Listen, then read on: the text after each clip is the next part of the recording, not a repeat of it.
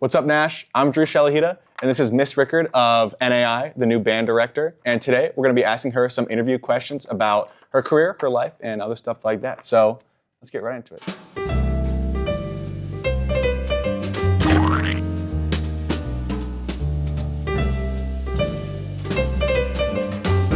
So the first question I have for you today is, what led to you coming to North Allegheny and teaching here? Yeah, that's a great question. I started my career, I've been teaching, this is my 5th year. So I started my career up in Beaver County at a school where I was there for 4 years. And then the position at North Allegheny came open, and it really aligned with what I wanted to do, which was teach high school band and teach a marching band. And I could really just see myself here long term. It was a really great opportunity. Yeah.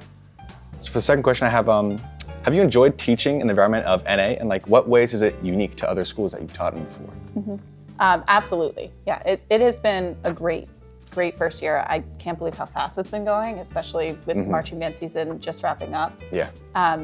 It's been a really wonderful experience. I've had a lot of support, great staff, great coworkers, and a wonderful administration. I would say the biggest change for me is I went from teaching at a school where the graduating class size was around 100 students to North Allegheny, which is obviously much larger than that.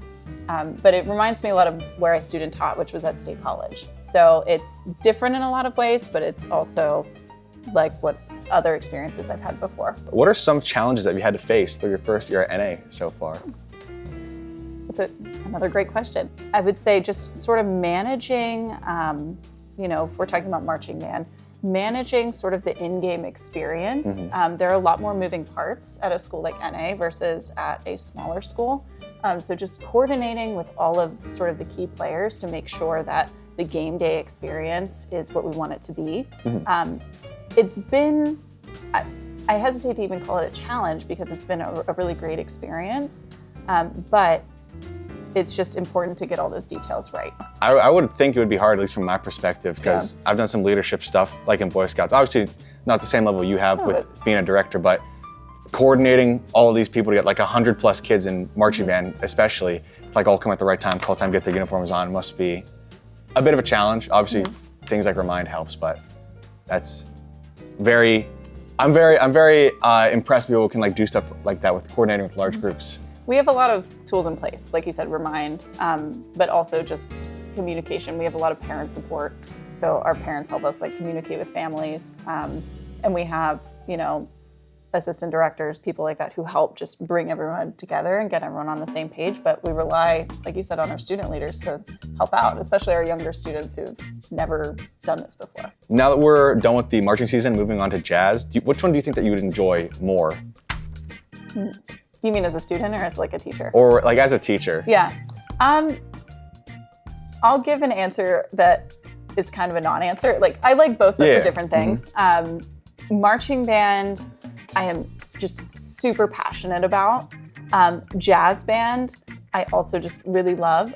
With jazz in particular, it's so different from what we do in the day-to-day that I think it provides a really cool opportunity for students, especially maybe students who don't connect as much with just the concert band setting or even the marching band setting.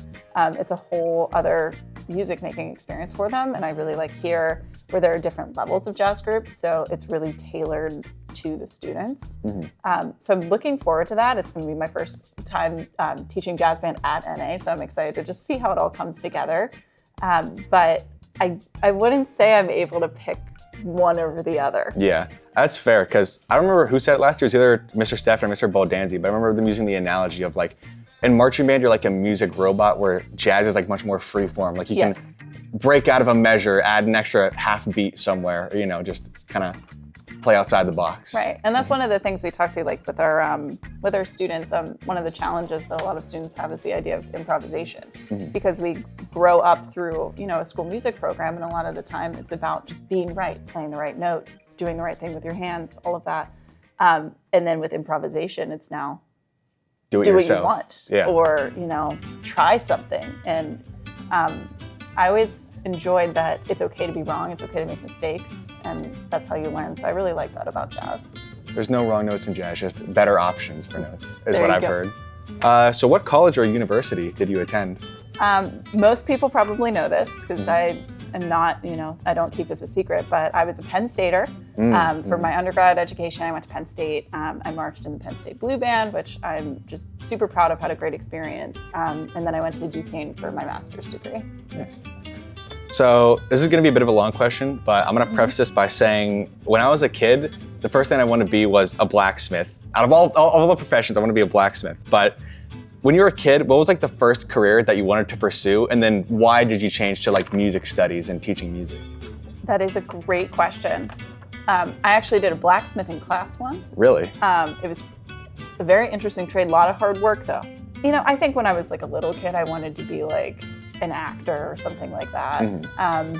When I was going through school and like you actually start thinking about it, I remember in 6th grade, I wanted to be a biomedical engineer. That's what I did my 6th grade career report on. And I slowly kind of moved away from that. I researched it. When I really started pursuing music, that was around like my 10th grade year. There was a part of me that didn't believe that I could have a career in that. And then I actually, really focused on it. And I was like, I think I want to do this. There are challenges that come with, a career in the arts. And definitely like when you're a senior or a student in high school, you start to think, how am I going to get a job? Or like, what does this actually look like? But I sort of made that decision then. And then I just knew, I was like, if I work hard enough, I'm going to be fine. What I loved the most about it was just making music, but more importantly, sharing it with people. That's where the education piece comes in for me. And I'm really happy that that's where I ended up. I feel like I'm doing kind of exactly what I wanted to do. It feels really cool. I'm very glad that you've ended up here with us at NA as well. Thanks. For the next one, kind of based off your music career, but what instruments or instruments plural have you like played throughout your career, and what's your main one? So I started in 4th grade on the clarinet. I played that, all through high school. I played piano and, a few other instruments as well. In college, we have pretty extensive training on, if you're going for music education, all of the instruments. And then in my former job, I taught middle school band for a good portion of the day. So I was working with a lot of beginners. So I feel pretty confident on most instruments. But there are always the ones where I wish I was a little bit better at, and they're sort of fun projects. Do you enjoy teaching like those younger kids more now that you're teaching high schoolers? Is that like a better experience, do you think? I always saw myself more in teaching in the high school setting. I really like the ability to just kind of focus on that grade level and to get to more of those musical experiences that are about like expression. At the middle school level, middle school kids are great because there's just so much creativity. And so I really enjoyed that as well. But yeah, I like what I'm focusing on now. Yeah. So this is also kind of a fun question that I threw in. What's your favorite weird instrument? I'm gonna start with mine. My favorite weird instrument is the cuica. I love the cuica.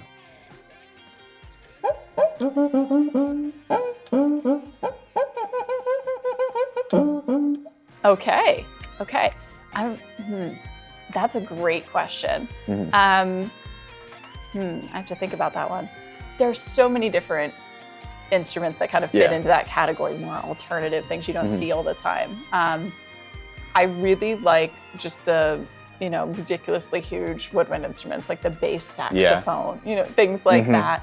What kind of music do you listen to like in your free time outside of school?